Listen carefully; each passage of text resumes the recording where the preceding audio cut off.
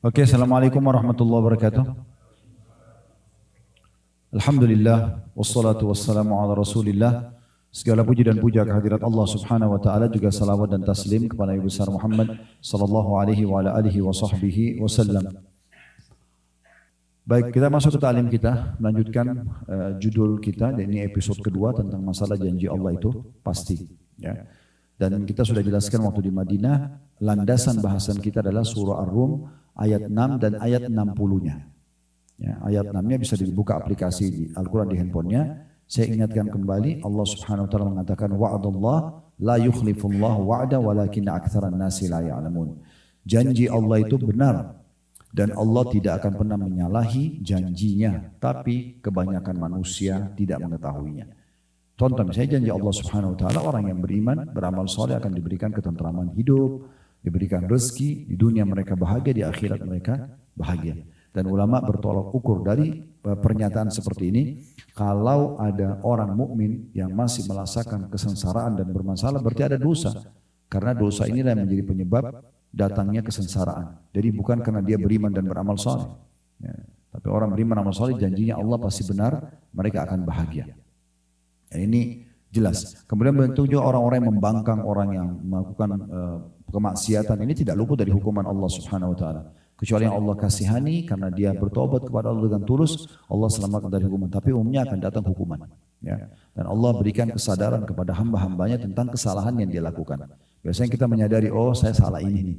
Ya, setelah sekian lama berlalu waktu, misalnya kita sakit, gangguan orang, ada saja masalah sedih dan seterusnya. Ini Allah SWT berikan sinyal-sinyalnya agar kita menangkap, oh ternyata karena ini permasalahannya. Ya, sangat baik kalau orang menjadikan itu sebagai bahan introspeksi dirinya.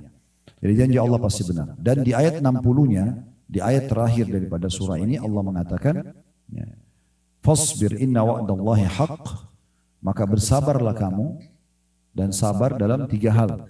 Sabar dalam mengerjakan ketaatan, kayak kita sholat, duduk majelis ilmu seperti ini, ya, sholat malam misalnya, sholat 5 waktu di masjid, tutup aurat, mencari pendapatan halal, terus saja kita mengontrol diri kita supaya di rel syariat Allah subhanahu wa ta'ala. Ini butuh kesabaran. Itu sabar pertama. Sabar yang kedua adalah meninggalkan kemaksiatan. Setiap orang di antara kita pasti punya peluang untuk berbuat dosa. Siapa yang tidak punya peluang berdosa, untuk berzina, untuk menipu, untuk membunuh, untuk apalah, memukul dan seterusnya. Semua orang punya peluang untuk itu.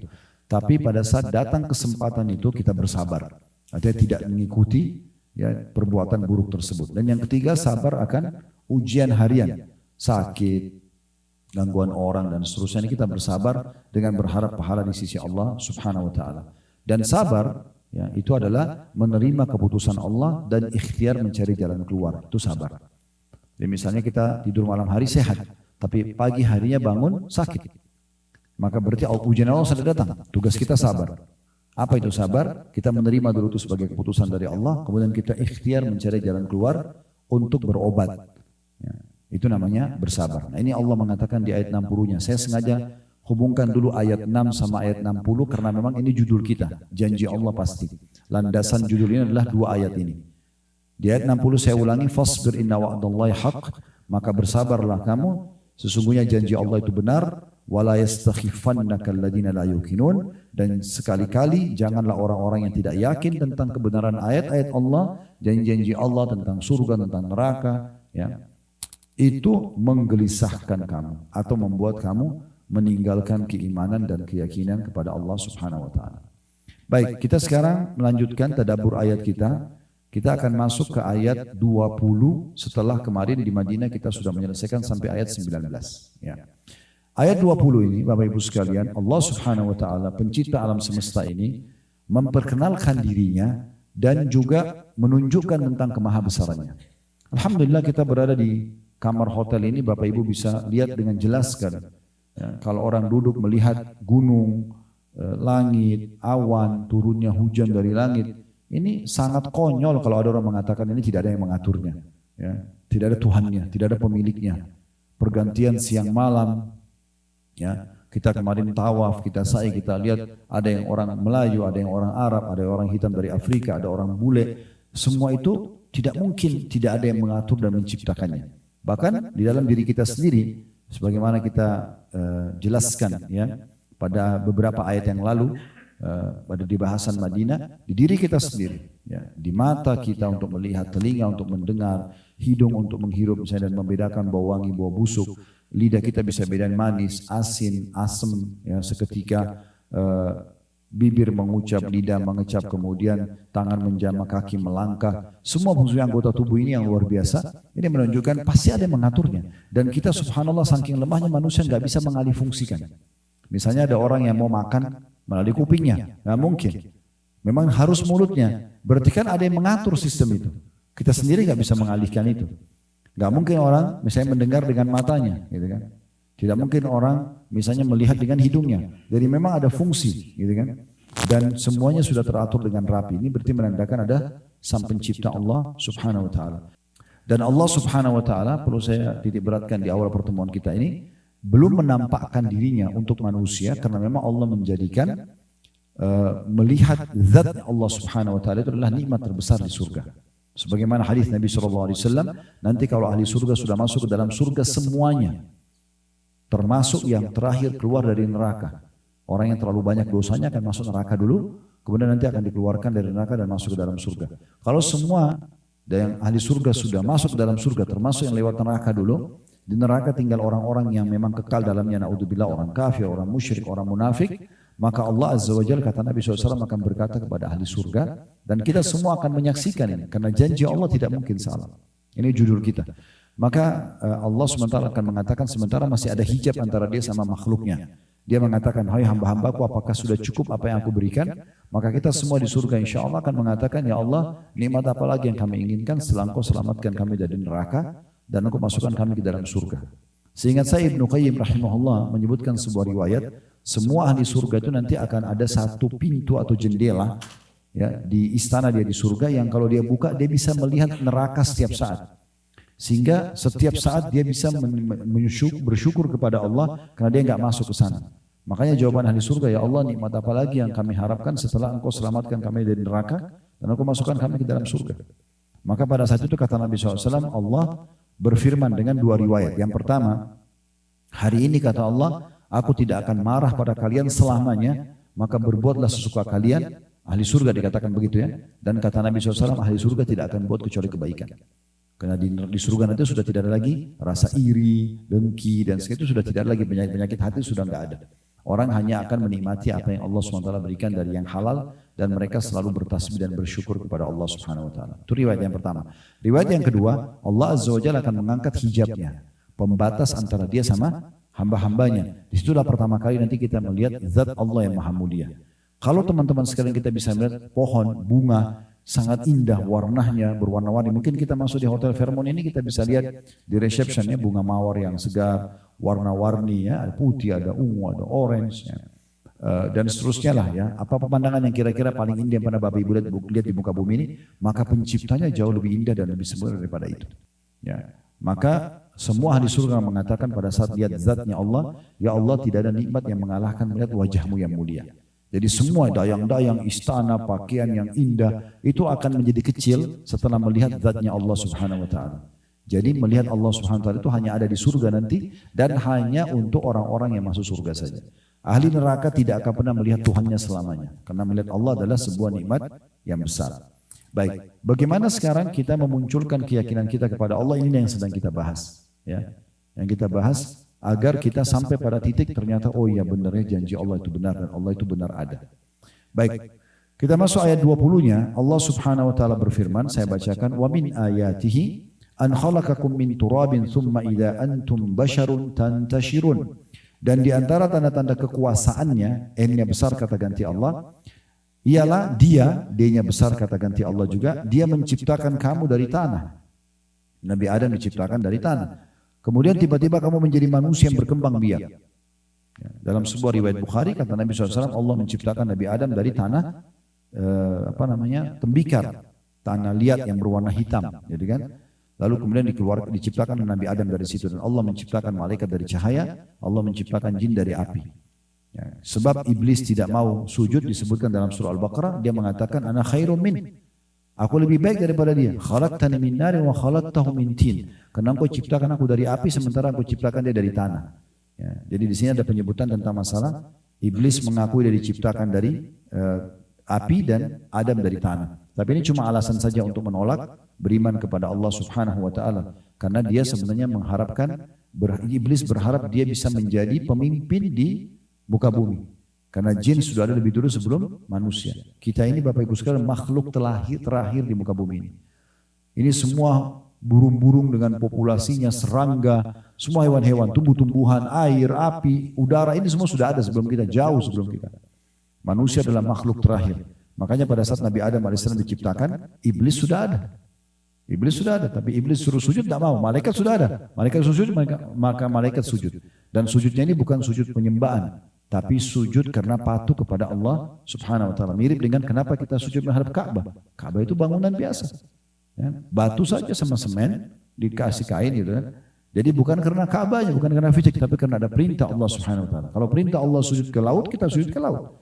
Ke pohon, kita sujud ke pohon. Jadi memang karena ada perintah Allah Subhanahu wa taala. Itulah sujudnya para malaikat kepada Adam alaihissalam.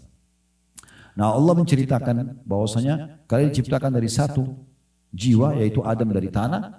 Kemudian Allah ciptakan dari Nabi Adam tulang rusuknya, Hawa istrinya. Lalu kemudian berkembang biaklah kita semua melalui sperma yang sudah Allah SWT ciptakan. Nah seperti itu Allah menjelaskan. Jadi coba bayangkan dan fikirkan diri kalian sendiri. Teman-teman juga nanti kalau lagi ada waktu lowong, lagi di masjid duduk, lagi habis sholat baca, bisa membaca surah Al-Insan. Nah surah Al-Insan ini tentang kita, gitu kan? Terutama di ayat pertama Allah SWT menjelaskan masalah itu. Hal ata 'alal insani hinu minad dahri lam yakun syai'an madhkura.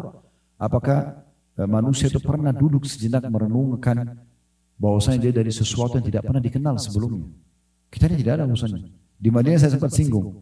Setiap laki-laki yang punya sperma, pada saat dia menuangkan spermanya, habis itu tidak diperlukan dibuang. Cebok buang di kamar mandi. Padahal itu semua manusia, bibit manusia. Dan teknologi sekarang membuktikan dari sperma itu bahkan dengan alat-alat tercanggih sekarang sudah bisa melihat ini jenis kelaminnya, laki-laki atau perempuan, ya, kemudian nanti warna rambutnya, warna kulitnya, warna matanya bisa dilihat semua dari komposisi yang ada di situ. Itu luar biasa. Kemudian ayat selanjutnya, ayat 21 yang membuktikan Allah SWT juga ada di pencipta ini, adalah Allah mengingatkan juga wa min ayatihi an khalaqa lakum min anfusikum azwajan litaskunu ilaiha wa ja'ala bainakum mawaddatan wa rahmah inna fi dzalika laayatin liqaumin yatafakkarun. Dan di antara tanda-tanda kekuasaannya, buktinya Allah itu ada. Dan dia ialah dia menciptakan untukmu istri dari jenismu sendiri. Manusia sama manusia, jin sama jin, hewan sama hewan. Lalu kata Allah Subhanahu wa taala, supaya kamu cenderung dan merasa tentram kepadanya. Yang sudah berumah tangga tahu. Ada rasa sayang di antara mereka, ada ketentraman jiwa di antara mereka. Selama memang mereka menjadikan Islam sebagai simbol kehidupannya, maka insya Allah akan selalu tentram. Kalau Bapak Ibu mau bahagia dalam rumah tangganya, maka simbol di atas kepala kita suami istri adalah Islam. Benar atau salah, siapapun di antara kita, Islam yang menilainya. Selalu kembali kepada Islam. Jadi nanti yang benar memaafkan, yang salah minta maaf. Maka akan selalu ada yang Allah janjikan di sini mawaddah wa rahmah, ya, artinya kasih sayang dan juga ya, rasa kasih dan sayang di antara kalian. Dan dijadikan di antaramu rasa kasih dan sayang. Sungguhnya pada demikian itu adanya rasa suka, rasa sayang, saling melindungi, saling memenuhi di antara suami istri, benar-benar terdapat tanda-tanda bagi kaum yang mau berfikir, kata Allah. Ya. Kemudian selanjutnya ayat 22-nya. Wa min ayatihi, juga di antara tanda-tanda kebesarannya, kekuasaannya, khalqus samawati wal ardi wa ikhtilafu alsinatikum wa alwanikum inna fi dzalika laayatin lil alamin. Ialah dia menciptakan langit dan bumi. Nah, seperti ini kita lihat langit, kita lihat bumi, subhanallah makin tinggi, ya, ke atas kita melihat itu makin nampak sekali. Ya. Kalau ketinggian seperti ini lantai 57 kita bisa melihat mobil seperti gentong-gentong kecil saja yang berjalan. Mungkin kalau kita dekat kita bisa melihat, oh ini mobil Ferrari, oh ini mobil yang mewah-mewah. Padahal sebenarnya kalau sudah di atas jadi kecil semua. Rumah-rumah building yang besar pun jadi kecil. Maka ini kita bisa lihat bagaimana kebesaran Allah Subhanahu wa taala. Dengan melihat gunung-gunung, Mekah penuh dengan gunung seperti ini, kayaknya tidak masuk akal kalau ini tidak ada yang menancapkannya, mengaturnya. Bahkan saking lemahnya manusia, mereka tidak bisa menciptakan satu butir pasir Anggur yang ditancapin pun atau yang ditarik dari tangkainya tidak bisa ditancapin kembali oleh manusia tersebut. Saking lemahnya. Pisang yang lembut begitu, teksturnya, aromanya, cita rasanya itu kalau sudah dibuka kulitnya, dia nggak bisa tempel tutup kembali. Ya saking lemahnya manusia. Tapi itu semua membuktikan ada pencipta yang mengatur semua itu. Allah mengatakan, saya ulangi, dan diantara tanda-tanda kekuasaannya adalah menciptakan langit dan bumi dan berlain-lainan bahasamu dan warna kulitmu. Ya, ini luar biasa bahasanya. Berapa kali kita pergi ke negara orang, kita ngobrol, ya. Kalau kita menguasai bahasa yang kita bisa saling paham, kalau tidak, maka kita tinggal terjemahkan. Ya. Kemudian dia bisa memahami maksud kita seperti apa. Nah, bahasa ini sesuatu yang unik sekali. Ya. Ini tanda-tanda kebesaran Allah Subhanahu Wa Taala. Bagaimana bisa kita berbicara seperti ini, keluar suara, ya, tersusun kosakata sehingga yang satu bisa memahaminya. Dan adalah, ya, kalau mungkin grammarnya segala macam ini, ada yang menatanya. Dari mana ilmunya semua ini? Ya, kalau kita telusuri semua, Allah Subhanahu Wa Taala pencipta yang mengatur. Kalau kita orang Islam sudah diajarkan itu adalah Allah. Begitu juga dengan warna kulit dijadikan tanda-tanda kebesaran Allah. Ada yang putih sekali, ada yang sedang, ada yang somateng, ada yang hitam. Kata Allah, sesungguhnya pada demikian itu benar-benar terdapat tanda-tanda kebesaran Allah bagi orang-orang yang mau mengetahuinya. Maksudnya mempelajarinya. Ayat 23-nya, wa min ayati manamukum bil-laili wan-nahari wabtiga'ukum min fadli. Inna fi dzalika laayatin liqaumin yasma'un. Dan di antara tanda-tanda kekuasaannya ialah tidurmu di waktu malam. Ya, tidur, kita kadang-kadang ngantuk kan kalau malam. Begitu kita letakkan kepala, tiba-tiba tidak hilang. Kita sudah nggak sadarkan diri. Ini tidurnya dari mana? Ya, karena seringnya kita lakukan, kita nggak menyadari kalau ada yang mengatur semua itu. Ya. Tidur orang tidak sadar. Bahkan dalam hukum Allah SWT, orang kalau tidur tidak dijadikan sebagai sebuah hukum. Misalnya ada orang tidur, dia tidak sengaja mukul orang di sebelahnya. Dia nggak kena hukum karena itu orang tidur. Ya. Orang tertidur karena dia tidak sadarkan diri, misalnya terlewat waktu sholat, maka dia boleh sholat kapan dia bangun. Tidur itu luar biasa, tanda-tanda kekuasaan Allah Subhanahu Wa Taala. Belum lagi secara medis, tidur itu ternyata memberikan, ya, istirahat tubuh-tubuh kita, ada pembaharuan sel dan segala macam. Allah mengatakan di waktu malam dan di waktu siang, karena memang siang hari dikenal dengan kailulah, waktu istirahat juga. Ya, Nabi SAW kadang-kadang beristirahat menjelang duhur atau selepas duhur, dikenal dengan kailulah, ya, beberapa saat gitu. Kemudian juga dikatakan oleh Allah, dan usahamu mencari sebagian dari karunia-Nya. Semua manusia terarahkan untuk mencari pekerjaan, cari pendapatan, supaya sama standarnya, bisa makan, bisa minum, bisa beli baju, bisa penuhi kebutuhannya, bisa beli rumah dan seterusnya. Ini yang mengatur ke arah itu siapa? Kan harus ada yang mengatur semua ini, sehingga manusia kayak satu arah. Semuanya mencari pendapatan, semuanya juga akan memenuhi kebutuhannya. Dan kebutuhannya sama. Kita tidak bicara varian itemnya, ya. Misalnya yang satu makan ini, yang satu makan itu, tidak. Tapi intinya adalah makan, minum, tidur, beli pakaian, pekerjaan, kendaraan, sama. Ini kok terarah ke situ? Ini siapa yang mengaturnya semua? Jadi itu Allah singgung di sini. Sesungguhnya pada yang demikian itu benar-benar terdapat tanda-tanda bagi kaum yang mau mendengarkan. Mau dengar, mau merenungi, maka dia akan ambil pelajaran. Ayat 24-nya, wa min ayatihi yurikumul barqa khawfan wa tama'an wa yunazzilu minas sama'i ma'an fayuhyi bihi al-ardha ba'da mautiha. Inna fi dzalika laayatin liqaumin yaqilun. Dan di antara tanda-tanda kekuasaannya, Allah itu benar ada, Dia memperlihatkan kepadamu kilat untuk menimbulkan ketakutan dan harapan. Ya, subhanallah, kita sering lihat kilat di langit, ya. Tadi sebelum Bapak Ibu datang sempat mendung dan ada kilat kelihatan, apalagi di tempat tinggi seperti ini kelihatan sekali, gitu, ya. Allah, dari mana kilat itu? Ya, tegangan listrik yang sangat tinggi. Ya. Maka Allah mengatakan tanda-tanda kekuasaannya, Dia memperlihatkan kepada kalian kilat. Untuk apa? Menimbulkan rasa ketakutan dan harapan. Takut akan hukuman Allah, harapan agar Allah berikan keselamatan. Dan Dia juga menurunkan hujan dari langit. Lalu menghidupkan bumi dengan air hujan itu sesudah matinya. Sesungguhnya pada yang demikian itu benar-benar terdapat tanda-tanda bagi kaum yang mau menggunakan akalnya. Ya. Subhanallah, Bapak Ibu sekalian, masuk akal nggak? Kalau keran air kita di kamar mandi tiba-tiba nyala sendiri. Kita tidak bicara kalau rusak, ya. Pasti kita akan heran, siapa yang nyalain tuh? Nggak mungkin, gitu kan? Artinya kalau keran di kamar mandi saja kita tidak mungkin dia keluar sendiri tanpa dibuka, tanpa yang ada yang gerakkan kerannya, maka bagaimana dengan air yang turun dari langit ini? Kadang-kadang bahkan pernah lihat ya, di jalan raya, setengahnya kena hujan, setengahnya enggak. Kok bisa gitu? Karena itu jelas sekali tanda-tanda kekuasaan Allah Subhanahu wa taala. Belum lagi kadang-kadang bumi itu kering sekali. Allah turunkan hujan, tiba-tiba tumbuh rumput, gitu kan. Ayat 25-nya, wa min ayati an taquma as-sama'u wal amru bi amri wa an taquma, saya ulangi, wa min ayatihi an taquma as-sama'u wal ardu bi amri thumma idza da'akum da'watan minal ardi idza antum takhrujun. Dan di antara tanda-tanda kekuasaannya ialah berdirinya langit, ini yang kita bisa lihat sekarang, dan bumi dengan iradatnya, dengan izinnya, dengan pengaturan dari sisinya. Kemudian apabila dia memanggil kamu sekali panggil dari bumi, nanti pada saat kita meninggal, dikubur semua di kuburan, maka pada saat itu Allah menyuruh kita bangkit dengan satu tiupan sangkakala, ya. Maka seketika itu kamu akan keluar dari kubur.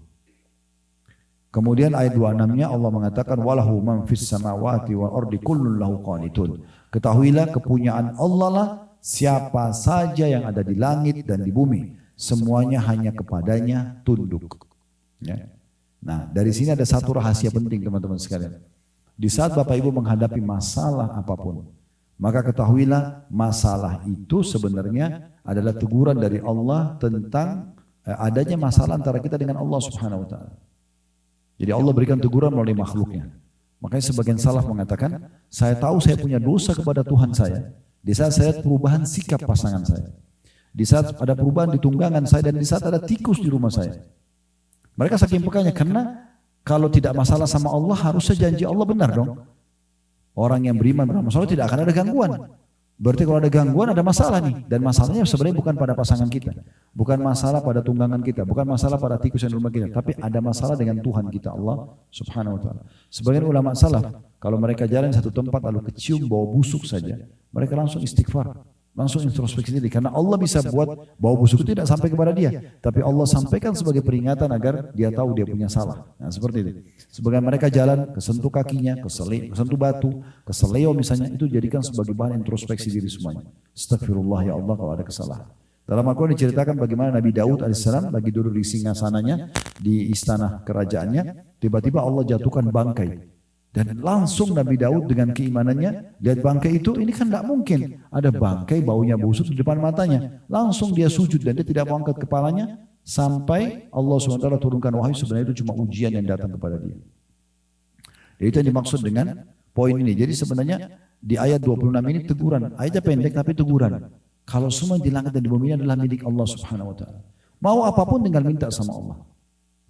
Orang depan kita jahat pun Allah bisa mengubah dia menjadi orang baik karena Allah pemiliknya. Sederhana. Kita mau apapun tinggal minta sama Allah. Selama bukan apa yang Allah haramkan, Allah bisa berikan. Tidak ada yang mustahil. Ya, selama tidak bentrok dengan sunnatullah, peraturan Allah Subhanahu wa ta'ala. Seperti misalnya Bapak Ibu enggak suka dengan malam lalu bilang, ya Allah hilangkan malam. Itu enggak mungkin. Itu sunnatullah, peraturan Allah Subhanahu wa ta'ala. Selama tidak bentrok dengan sunnatullah, tidak minta yang Allah haramkan, pasti dikasih. Kuasa Allah Subhanahu wa ta'ala. Kadang-kadang ada orang, subhanallah, dia sangka buruk dengan Tuhannya. Kenapa? Karena ada permintaan dia satu atau dua belum dikasih.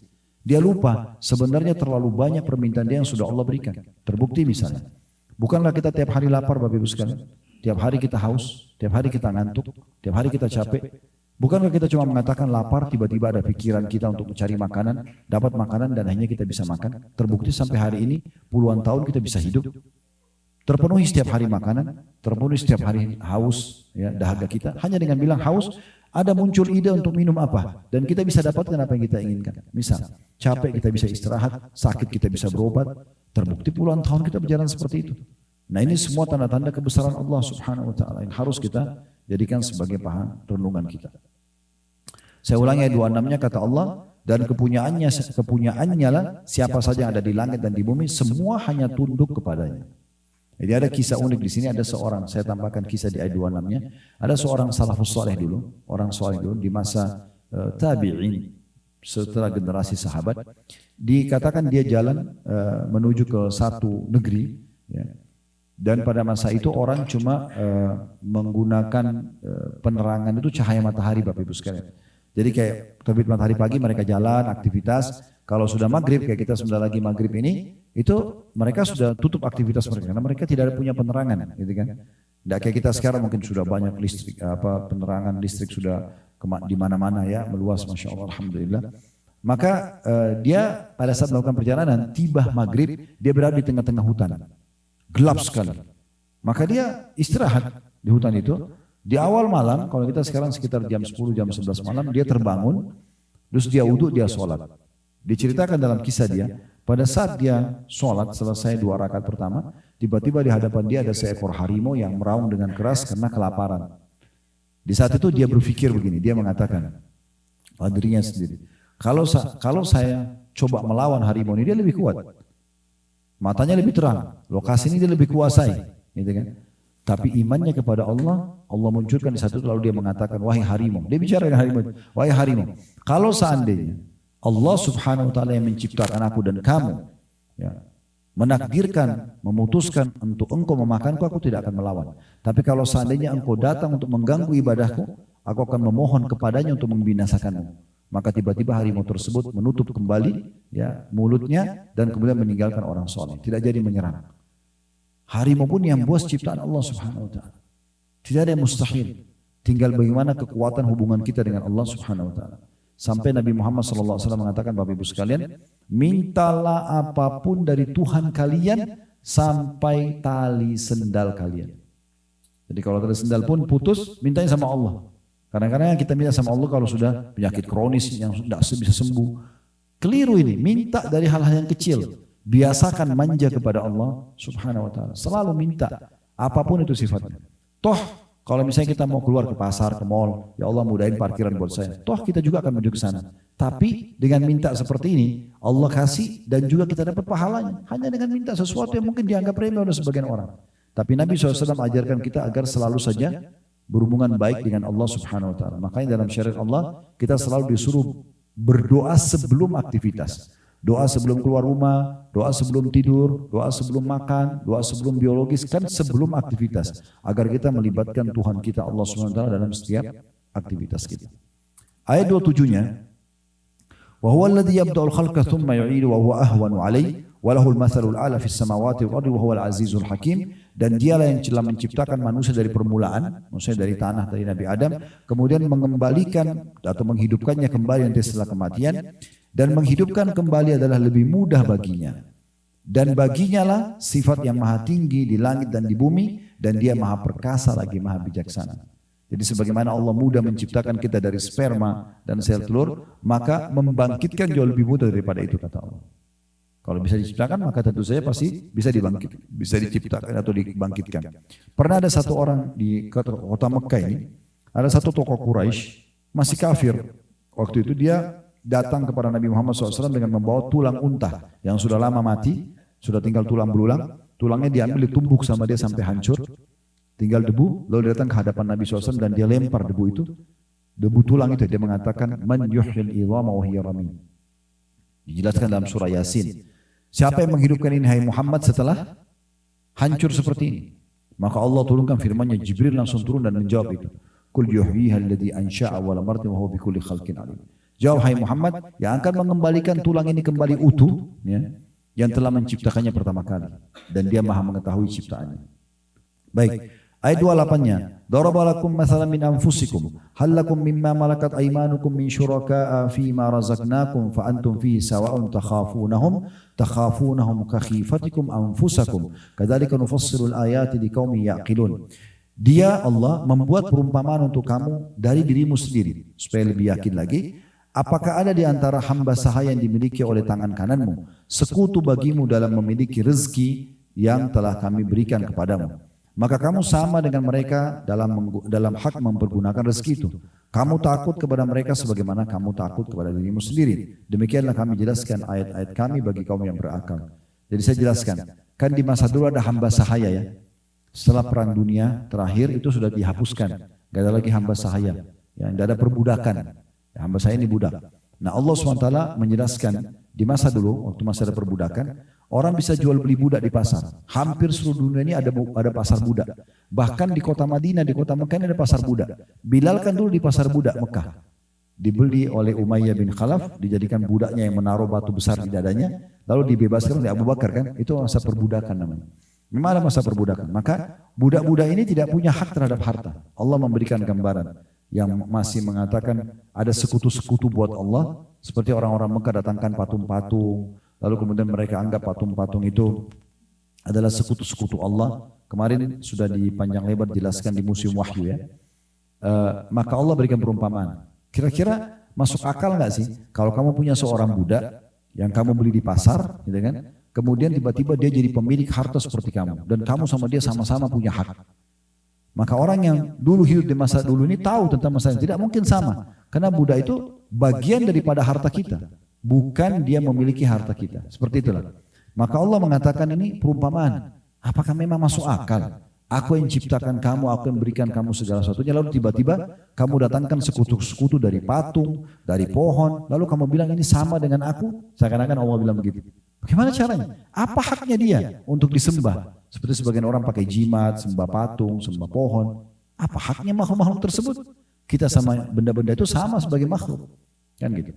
Makanya Imam Nawawi rahimahullah mengatakan, sungguh aku heran melihat orang-orang yang meminta-minta pada kuburan. Padahal dalam kuburan itu adalah manusia seperti dia yang sudah jadi tulang belulang, tidak bisa berikan apa-apa.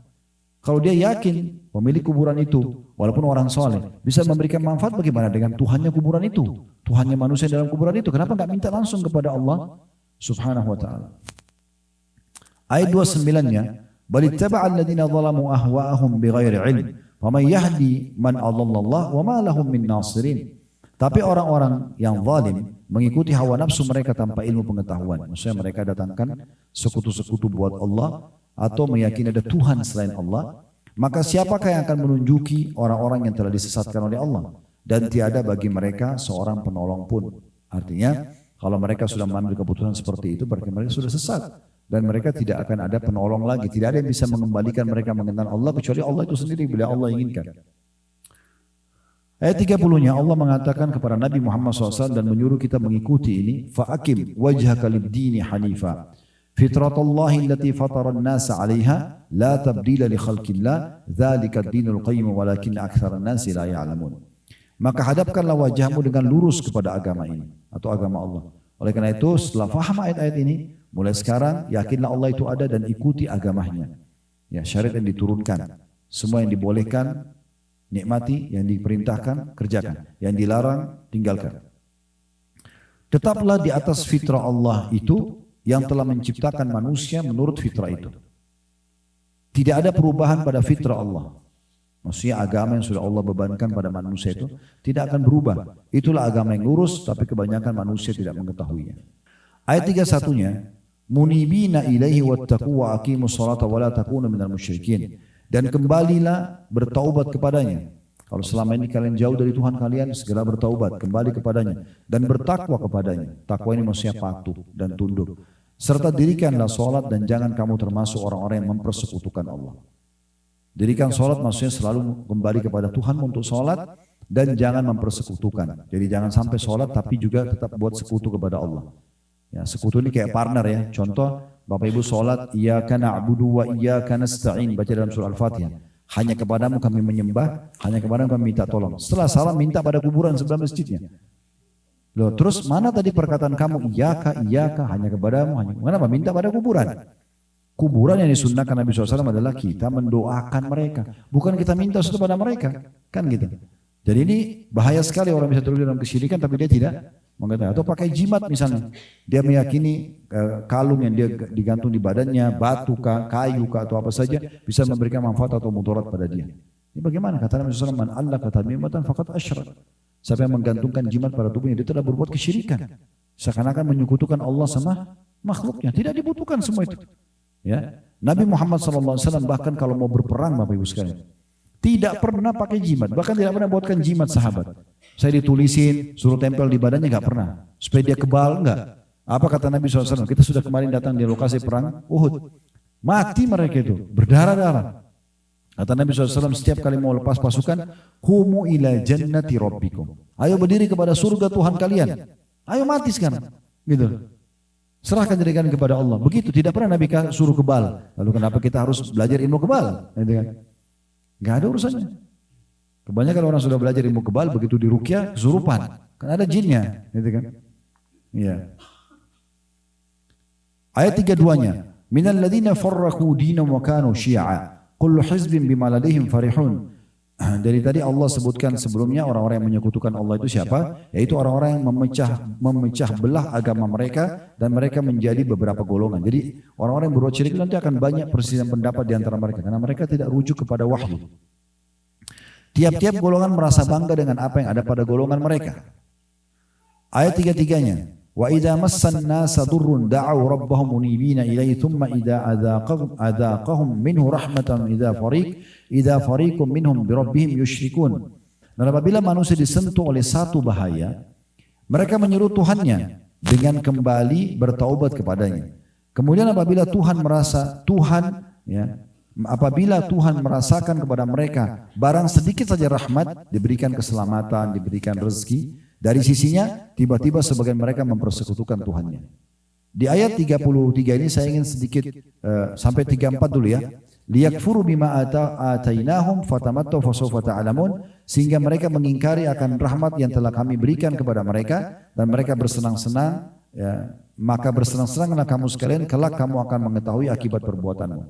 Jadi mereka itu kalau ditimpakan bahaya, ya, sudah susah sekali, sudah mentok gak ada solusi, kembali kepada Allah. Kenapa enggak dari awal kepada Allah?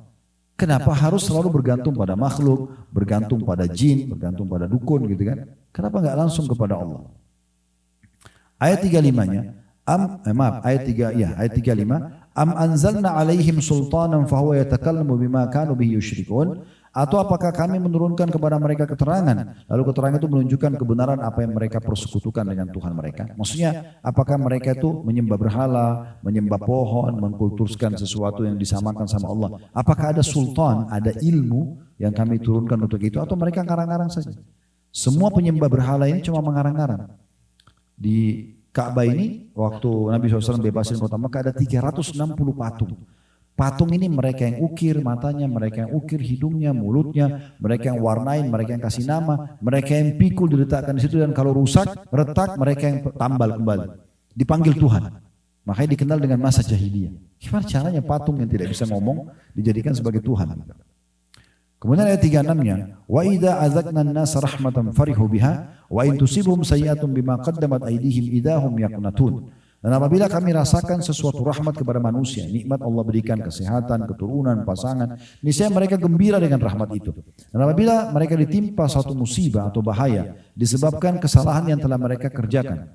Ini tadi saya bilang, jadi ujian itu datang biasanya memang karena kesalahan kita, introspeksi diri ya. Yang dikerjakan oleh tangan mereka sendiri, maka tiba-tiba mereka berputus asa. Ayat 37-nya, awalam yarau anna Allah yabsutu rizqa liman yasha'u wa yaqdir inna fi dzalika laayatin liqaumin yu'minun. Apakah mereka itu tidak memperhatikan bahwa sungguhnya Allah melapangkan rezeki bagi siapa yang dikehendakinya dan dia pula yang menyempitkan rezeki itu. Sesungguhnya pada yang demikian itu benar-benar terdapat tanda-tanda kekuasaan Allah bagi kaum yang beriman. Artinya untuk apa minta ke patung-patung tersebut? Kenapa tidak minta kepada Allah langsung? Allah ini maha kaya. Allah yang menciptakan segala sesuatunya. Murnikan tauhid itu, akan diberikan semua apa yang diinginkan. Ayat 38-nya. Fa'ati dzal qurba haqqan wal miskina wa ibnas sabil dzalika khairun lil ladzina yuriduna wajha Allah wa ulaika humul muflihun. Dan berikanlah kepada kerabat terdekat haknya. Maksudnya kalau ada harta, berikan kepada mereka juga. Demikian pula kepada fakir miskin dan orang-orang yang dalam perjalanan. Maksudnya orang lagi musafir, butuh bantuan, bantu mereka. Itulah yang lebih baik bagi orang-orang yang mencari keridhaan Allah, dan mereka itulah orang-orang yang beruntung. Maksudnya orang yang tahu di harta yang Allah berikan kepada mereka ada hak orang lain. Ayat 39-nya, wa ma ataitum min riban liyarbu fi amwalin nasi fala yarbu 'indallah. Wa ma ataitum min zakatin turiduna wajha Allah fa ulaika humul mudha'ifun. Dan sesuatu riba atau tambahan yang kamu berikan agar dia bertambah pada harta manusia, maka riba itu tidak bertambah di sisi Allah. Dan apa yang kamu berikan berupa zakat yang kamu maksudkan untuk mencapai keridhaan Allah, maka yang berbuat demikian itulah orang-orang yang melipat gandakan pahalanya. Maksudnya kalau seandainya orang mau dapat rezeki yang luas, berikan karena Allah, sedekahkan karena Allah, bantu orang miskin karena Allah. Allah akan balas itu. Tapi kalau orang sengaja riba, dia pinjamkan uang lalu dia minta hasil dari situ, maka itu tidak akan bertambah. Ya. Kemudian ayat 40-nya, Allahum ladzi khalaqakum thumma razaqakum thumma yumitukum thumma yuhyikum hal min syurakaikum man yaf'alu min dzalikum min syai' subhanahu wa ta'ala amma yusyrikun. Allah lah yang menciptakan kamu, kemudian memberimu rezeki, makanan, minuman, udara, air dan seterusnya yang bisa membuat roda kehidupan ini berjalan, kemudian mematikanmu. Kemudian menghidupkanmu lagi kembali setelah kematian, hari kebangkitan nanti. Adakah di antara yang kamu sekutukan dengan Allah yang dapat berbuat sesuatu yang demikian itu? Patungkah, jinkah? Ada yang bisa buat itu? Tentu jawabannya tidak ada ya. Maha suci dia atau Allah yang maha tinggi dari apa yang mereka persekutukan. Ayat 41-nya, Zahara al-fasadu fil barri wal bahri bima kasabat aydin nasi liyudhikahum ba'da alladhi amilu la'allam yarji'un. Dan telah nampak kerusakan di darat dan di lautan, maksudnya dosa-dosa yang dilakukan, pelanggaran kepada Sang Pencipta Allah, disebabkan karena perbuatan tangan manusia. Supaya Allah merasakan kepada mereka sebagian dari akibat perbuatan mereka, agar mereka kembali ke jalan yang benar. Setiap orang berbuat salah, Allah datangkan hukumannya, tegurannya. Ya. Teguran ini tadi saya bilang bisa perubahan sikap pasangan, bisa perubahan sikap anak, bisa masalah di pekerjaan, bisa macam-macam cobaannya, supaya kembali ke jalan yang benar. Kalau orang-orang yang tidak mengenal Allah, bukan orang-orang muslim, mereka kalau ada masalah mereka makin mabuk, mereka makin jauh dari Allah. Kalau kita dipandu tidak, ada masalah segera kembali kepada Allah SWT. Allah sengaja datangkan untuk kita kembali kepadanya. Sekarang saatnya wudu, sholat, taubat, tinggalkan semua kesalahan, maka akan baik semuanya kembali. Ayat 42-nya Allah mengajak kita untuk berjalan di muka bumi melihat akibat orang-orang yang sudah dibinasakan oleh Allah supaya jangan kita terjerumus pada hukuman yang sama. Qul siru fil ardi fanzuru kaifa kana aqibatul ladina min qabl kana aktsaruhum musyrikin. Katakanlah hai Muhammad kepada umat manusia terutama umatmu, adakanlah perjalanan di muka bumi dan perhatikanlah bagaimana kesudahan orang-orang yang terdahulu. Maksudnya orang yang membangkang seperti Fir'aun di Mesir, Namrud di Babilonia gitu kan. Kemudian ada tadi di waktu di Madinah saya jelaskan 4 jam dari Madinah namanya Madain Saleh. Ya, kotanya Nabi Saleh, kaum Tsamud yang Allah binasakan. Allah lihat itu. Ya, kebanyakan mereka itu Allah binasakan karena mempersekutukan Allah dengan sesuatu. Lalu ayat 43-nya Allah tekankan, oleh karena itu tinggalkan semua sekutu-sekutu Allah itu, fahakim wajhaka lid-dinil qayyim min qabli an ya'ta yawmun la maradda lahu minallahi yawma idzin yasaddaun. Oleh karena itu hadapkanlah wajahmu kepada agama yang lurus atau Islam. Ikuti saja ajaran, mana yang diperintahkan kerjakan, yang dihalalkan nikmati, yang dilarang jauhi, ya. Sebelum datang dari Allah suatu hari yang tidak dapat ditolak kedatangannya, maksudnya hari kiamat. Dan pada hari itu orang pada terpisah-pisah. Ya, maksudnya terpisah-pisah itu nanti kita masing-masing, walaupun suami istri, walaupun orang tua sama anak, di hari kiamat nanti di mahsyar, kita tuh melarikan diri dari orang-orang semuanya, termasuk orang terdekat. Allah bilang dalam ayat lain, yauma yafiru mar'u min akhi. Pada hari kiamat orang lari dari saudaranya, wa ummihi wa abi, ayahnya, ibunya dan ayahnya, wa sahibati wa bani, pasangan hidup dan anak-anaknya. Kenapa? Likulli imri'in minhum yawma idzin sya'nun yughni. Karena pada hari itu semua manusia berharap bisa menyelamatkan dirinya. Maka Allah ingatkan, jangan datang nanti hari kiamat yang orang sudah berpisah baru mau taubat. Enggak, sekarang segera kembali kepada Allah Subhanahu wa taala. Ayat 44-nya, man kafara fa alaihi kufru wa man amila shalihan fali anfusihim yamhadun. Barang siapa yang kafir maka dia sendiri yang menanggung akibat kekafirannya itu. Dan barang siapa yang beramal saleh maka untuk dirinya sendirilah mereka menyiapkan tempat yang menyenangkan. Siapa yang mau dengar ini, mereka beriman kepada Allah, mereka amal saleh, maka mereka telah memiliki panduan hidup dan di dunia di akhirat mereka akan dapat tempat yang menyenangkan, maksudnya surga.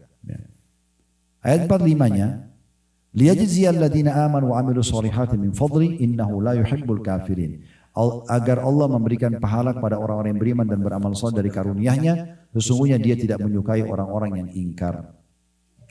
46-nya, wa min ayatihi, kembali lagi Allah bilang dan tanda-tanda kekuasaannya, ayyursilar riyaha mubashiratin waliyudhiqakum min rahmati walitajri al-fulku bi amri walitabtagu min fadli wala'allakum tashkurun. Saya ulangi ya. Wa min ayati ayyursilar riyaha mubashiratin waliyudhiqakum min rahmati walitajri al-fulku bi amri walitabtagu min fadli wala'allakum tashkurun. Dan di antara tanda-tanda kekuasaannya adalah bahwa Dia Allah mengirimkan angin sebagai pembawa berita gembira. Kita kalau kena hembusan angin kita merasa nyaman ya. Nah itu ada kayak berita gembira Allah kasih. Dan untuk merasakan kepadamu sebagian dari rahmatnya. Dan supaya kapal dapat berlayar dengan perintahnya. Dan juga supaya kamu mencari karuniahnya. Mudah-mudahan kamu bersyukur. Artinya apa yang aku sudah siapkan ini pakai sebagai fasilitas sampai untuk tunduk kepadaku. Ya. Menjalankan perintahku. Supaya bersyukur. Gitu. 47-nya, walaqad arsalna min qablika rusulan ila qaumin faja'uhum bil bayyinati fantaqamna minal ladzina ajramu wa kana haqqan 'alaina nasrul mu'minin. Dan sungguhnya kami telah mengutus sebelum kamu beberapa orang rasul kepada kaumnya. Mereka datang kepada kaumnya dengan membawa keterangan-keterangan yang cukup. Allah itu ada, Allah menciptakan, ini halal, ini haram. Lalu kami melakukan pembalasan terhadap orang-orang yang berdosa, yang tidak mau ikut dan beriman. Dan kami selalu berkewajiban menolong orang-orang yang beriman. 48-nya, Allahul ladzi yursilu riyaha fatuthiru sahaban fayabsutuhu fis sama'i kaifa yasha'u wa yaj'alu kisafan fataral wadqa yakhruju min khilali fa idza asaba bihi man yasha'u min ibadi idahum yastabshirun. Allah dialah yang mengirimkan angin. Lalu angin itu menggerakkan awan dan Allah membentangkannya di langit. Awan-awan itu menurut yang dikehendakinya. Di sini awan ada air hujan turun, di sana tidak ada awan, atau di sana awan tidak ada airnya misalnya. Dan menjadikannya bergumpal-gumpal. Lalu kamu lihat hujan keluar dari celah-celah awan itu. Maka apabila hujan itu turun mengenai hamba-hambanya yang dikehendakinya, tiba-tiba mereka merasa gembira. Dengan turun hujan mereka merasa nyaman, tumbuh-tumbuhan jadi subur, ya. Kemudian orang-orang juga merasa bahagia karena bisa ada air, bisa mandi, bisa banyak hal yang dilakukan. Termasuk air mineral yang kita minum semua itu dari air sehingga keluarlah sumber mata air. Ayat 49-nya. Wa in kanu min qablu an yunazzala 'alaihim min qabli la mublisin. Dan sungguhnya sebelum hujan diturunkan kepada mereka, mereka benar-benar telah berputus asa. Artinya kalau musim kemarau panjang, hujan tidak turun, mereka hampir putus asa. Gak ada air, gimana nih gitu kan. Nah, begitu Allah turunkan air, maka mereka merasa gembira. Ini termasuk tanda-tanda kebesaran Allah. Allah membuat itu. Allah lebih jauh lagi bicara tentang hujan di ayat 50. Fanzur ila athari rahmatillahi kaifa yuhyil arda ba'da mautiha inna dzalika la muhyil mauta wa huwa ala kulli syai'in qadir. Maka perhatikan baik-baik bekas rahmat Allah. Bagaimana Allah menghidupkan bumi yang sudah mati dengan air hujan itu. Turun hujan, hidup kembali, subur kembali. Sesungguhnya Tuhan yang berkuasa seperti itu demikian benar-benar berkuasa menghidupkan orang-orang yang telah mati. Dan dia maha kuasa atas segala sesuatu. Kalau tadi tanah gersang, peceklik, maka karena tanah sudah retak-retak, turun hujan tiba-tiba jadi subur, basah, tumbuh-tumbuhan, maka yang menurunkan hujan dan membuat tanah yang tadi kering itu lalu bisa jadi subur kembali, itu mampu menghidupkan kembali semua yang sudah mati untuk hari kebangkitan nanti. Ayat 51-nya, walain arsalna rihan fara'auhu musfarran la dhallu min ba'di yakfurun. Dan sungguh sayang sekali jika kami mengirimkan angin kepada tumbuh-tumbuhan lalu mereka melihat tumbuh-tumbuhan itu menjadi kuning atau kering, benar-benar tetaplah mereka sesudah itu menjadi orang-orang yang ingkar. Maksudnya sayang sekali ada orang lihat hujan turun, kemudian tiba-tiba tumbuh-tumbuhan. Lalu kemudian tiba-tiba setelah masa waktu mengering. Mereka tidak ambil pelajaran di situ, mereka malah tetap kufur kepada Allah. Lalu siapa yang turunkan hujan, siapa yang membuat tumbuhan itu tumbuh, kemudian siapa juga yang membuatnya nanti kering, mati tumbuhan itu pada saat ajalnya sudah datang. Maka ini Allah singgung di ayat 51-nya. Ayat 52-nya, fa innaka la tusmi'ul mauta wa la tusmi'us summa du'a idza wallaw mudbirin. Maka sungguhnya kamu hai Muhammad tidak akan sanggup menjadikan orang-orang yang mati itu dapat mendengar dan menjadikan orang-orang yang tuli dapat mendengar seruan apabila mereka berpaling atau membelakang. Jadi Allah di sini menggambarkan kalau orang-orang yang tidak mau dengar dakwah, tidak mau dengar tentang agama Allah ini, maka mereka itu sama saja dengan orang mati. Karena seperti orang mati kalau diajak ngomong nggak bisa dengar. Nah begitu juga orang yang tidak mau dengar dakwah ini, tidak mau dengar tentang ayat-ayat Al-Quran, penjelasan dan syariat Allah SWT, mereka tidak mau dengar. Itu mirip juga dengan orang tuli yang tidak bisa, kalau kamu seru bicara apapun dia tidak bisa dengar. Begitulah orang diibaratkan oleh Allah SWT dengan orang yang tidak mau mendengar agama Allah SWT. 53-nya, wa ma anta bihadil ummi an dalalatihim in tusmi'u illa man yu'minu bi ayatina fahum muslimun. Dan kamu sekali-kali tidak akan dapat memberi petunjuk kepada orang-orang yang buta mata hatinya dari kesesatannya. Dan kamu tidak dapat memperdengarkan petunjuk Allah melainkan kepada orang-orang yang beriman dengan ayat-ayat kami. Mereka itulah orang-orang yang berserah diri kepada kami. Maksudnya sampaikan saja hai Muhammad, yang dengar berarti dia yang beruntung. Yang tidak mau dengar kau tidak akan bisa memaksakan hidayah kepada mereka, petunjuk kepada mereka. Kayak saya sekarang ceramah ini, saya cuma sampaikan, Bapak Ibu menerima, Alhamdulillah, itu kebaikan buat Bapak Ibu sekalian. Saya pun diberikan balasan pahala oleh Allah SWT. Tidak mau terima, itu juga hak pribadi. Di dunia ini tidak ada hisabnya. Kata Allah SWT, "Faman syaa'a falyu'min, wa man syaa'a falyakfur." Yang mau beriman silakan, yang mau kufur silakan. Tapi nanti akan ada akibatnya di akhirat. Kata para ulama, sampai nanti ahli neraka pada saat masuk di neraka, mereka masuk neraka dengan mengakui keadilan Allah. Nanti akan jelas bagi mereka semua ternyata, oh selama dunia memang Allah kasih peringatannya dari lisannya fulan, dari kejadian fenomena alam ini, fenomena alam ini misalnya, hujanlah, banjirlah ini. Allah ingatkan dia semua, lalu kemudian dia menyesal. Tapi pada saat itu dia mengakui kalau memang benar Allah pantas masukkan dia ke dalam api neraka. Tapi apa gunanya? Gak ada gunanya lagi. Ya. 5-4-nya, Allahul ladzi khalaqakum min dha'fin thumma ja'ala min ba'di dha'fin quwwatan thumma ja'ala min ba'di quwwatin dha'fan wa syaiba yakhluqu ma yasha' wa huwal alimul qadir. Ini Allah kembali menceritakan tentang prosesi manusia. Kita semua alami ini ya. Allah dialah ya. Di situ koma supaya menjelaskan Allah itu siapa? Allah koma dialah yang menciptakan kamu dari keadaan lemah. Bayi waktu lahir lemah. Ya, semua harus butuh ibunya. Kemudian dia menjadikan kamu sudah keadaan lemah itu menjadi kuat. Tumbuh besar, mulai sempurna akalnya, fisiknya, mulai bisa bekerja, sekolah, segala macam. Kemudian dia menjadikan kamu sesudah ya, lemah. Kemudian dia menjadikan kamu sesudah kuat itu lemah lagi. Pada saat sudah tua, mulai melemah badannya. 60, 70, 80, 90 tahun sudah mulai. Lalu Allah mengatakan, dan juga beruban. Ya, orang tidak bisa luput dari situ. Allah berikan tanda-tanda kebesaran di situ. Dia menciptakan apa yang dia kehendaki dan dialah yang maha mengetahui lagi maha kuasa. Ayat 55-nya, wa yauma taqumus saatu yuqsimul mujrimuna ma labithu ghaira sa'ah kadzalika kanu yufakun. Dan ketahuilah pada hari kiamat nanti, hai hamba-hambaku, aku kasih bocoran kalian sekarang. Bersumpahlah orang-orang yang berdosa. Nanti di hari kiamat pada saat dibangkitkan, mereka tidak berdiam dalam kubur melainkan sesaat saja. Seperti demikianlah mereka selalu dipalingkan dari kebenaran. Maksudnya mereka pada saat dibangkitkan mereka kaget seperti baru sesaat hidup di dunia, lalu melalui kuburan, lalu sekarang dibangkitkan lagi menuju kepada kehidupan abadi. Ya. Ayat 56-nya, wa qala alladziina utul ilma wal imana laqad labistum fi kitabillah ila yaumil ba'ts fa hadha yaumul ba'tsi walakinnakum kuntum la ta'lamun. Dan berkatalah orang-orang yang diberi ilmu pengetahuan dan keimanan selama di dunia kepada orang-orang kafir nanti di akhirat pada saat mereka masuk, orang yang beriman masuk surga, orang kafir masuk neraka. Sesungguhnya kamu telah berdiam dalam kubur menurut ketetapan Allah sampai hari kebangkitan ini, maka inilah hari berbangkit, akan tetapi kamu selalu saja tidak meyakininya. Jadi tidak ada manfaatnya nanti kalau di hari kiamat orang baru menyesal, tidak ada gunanya. Saya ingatkan kembali di Madinah saya sempat sebut, mudah-mudahan sudah ditadaburi ya. Bisa baca surah nomor 23, surah Mu'minun ayat 99 sampai 115. Ya, tolong dibaca itu, bagaimana Allah gambarkan penyesalan nanti orang kafir pada hari kiamat karena mereka tidak beriman, otomatis juga tidak beramal saleh selama di dunia. Ayat 57-nya, fa yauma idzin la yanfa'u alladziina dzalamu ma'dziratuhum wa lahum yusta'tabun, maka pada hari kiamat itu tidak bermanfaat lagi bagi orang-orang zalim permintaan udzur mereka. Minta maaf sama Allah tidak terima lagi karena sudah telat. Di dunia tempatnya orang beramal dan bertaubat. Dan tidak pula mereka diberi kesempatan bertobat lagi. Ayat 58-nya, walaqad darabna lin-nasi fi hadzal qur'ani min kulli mathal wala in ji'tahum bi ayatin la yaqulanna alladziina kafaru in antum illa mubtilun. Dan sungguhnya telah kami buat dalam Al-Quran ini segala macam perumpamaan untuk manusia.